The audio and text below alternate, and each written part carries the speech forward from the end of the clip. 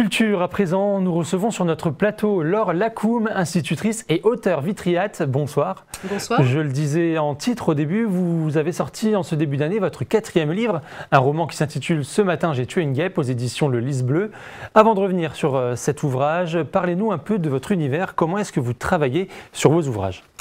Alors, j'ai toujours eu énormément d'idées qui me passaient par la tête. J'adore raconter des histoires, lire des histoires. J'ai un univers très musical, ce qui fait que mes romans sont toujours construits un petit peu autour de musique, soit des destins musicaux, soit des instruments. Et c'est comme ça un petit peu que je construis. Et mon autre cheval de bataille, si je puis dire, c'est dénoncer un petit peu les injustices, les inégalités. Voilà. Et j'essaye de mélanger un petit peu tout ça pour écrire mes livres. Alors, quand est-ce que vous avez commencé à écrire et pourquoi avoir commencé à écrire ? Alors, j'ai commencé il y a exactement 2 ans. Je me souviens très bien, j'étais sur la plage à Ardelot, dans le Nord-Pas-de-Calais. Je marchais sur la plage, je n'avais pas mis de chaussettes et le sable me piquait. Je me suis dit, j'aurais dû mettre des chaussettes. Et j'ai repensé au film avec Gérard Jugnot, dans lequel il a un gendre qui dit toujours, tiens, très beau titre pour un film. Et là, je me suis dit, tiens, très beau titre pour une histoire. Donc j'avais le titre, je n'avais pas l'histoire.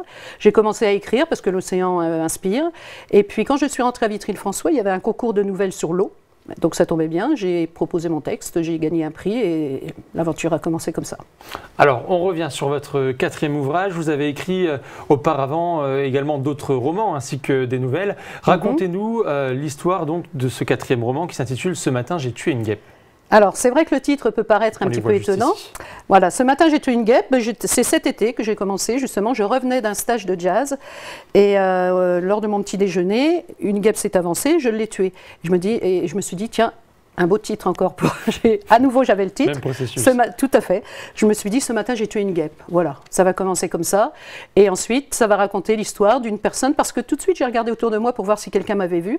Et je me suis dit, ça va raconter l'histoire d'une personne qui a tué une guêpe, mais en fait, qui ne se rend pas compte pourquoi d'un seul coup, elle devient violente. Et je me suis dit, quelles peuvent être les causes de cette violence. Comme je venais de faire de la musique, que j'avais des tas d'airs de chanteuses de jazz en tête, je me suis dit, voilà. Une jeune femme de couleur qui veut devenir chanteuse de jazz dans l'Amérique raciste du Ku Klux Klan, et j'avais trouvé mon thème.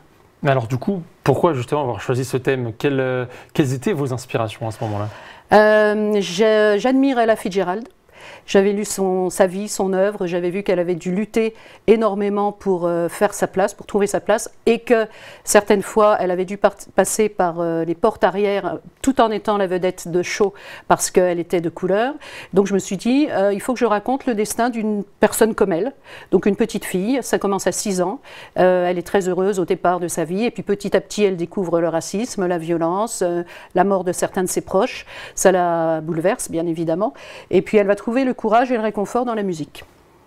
Alors, quel message est-ce que vous souhaitez faire passer à travers ce roman ? La tolérance, le courage aussi, c'est-à-dire que malgré les obstacles, qu'ils soient face au racisme, face à n'importe quelle ségrégation, il faut continuer, même si c'est difficile, il faut se battre. Quand on a la chance d'avoir quelques soutiens, quelques amis, c'est encore plus facile. Mais voilà, quand on a un rêve, il faut s'accrocher à ce rêve et puis y croire jusqu'au bout. Au final, la discrimination, c'est un peu le fil rouge de ce roman. De ce roman et des autres, si je puis m'exprimer ainsi, parce que le deuxième, qui s'intitulait « L'aigle et l'étoile », racontait l'histoire d'un petit garçon juif pendant la Seconde Guerre mondiale, bien sûr, et donc les discriminations face à la religion, à la nationalité, etc.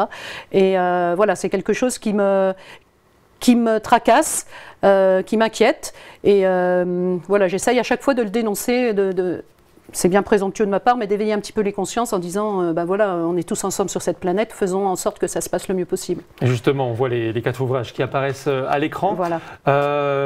Est-ce qu'il y a un nouveau livre en préparation ou qui serait déjà écrit ? Il est déjà très bien avancé. Donc ça racontera, sans trop donner d'indices, ça va parler des migrants qui partent de pays de l'Est et qui sont obligés de passer par les Alpes, parce qu'une de mes autres grandes passions, c'est la montagne.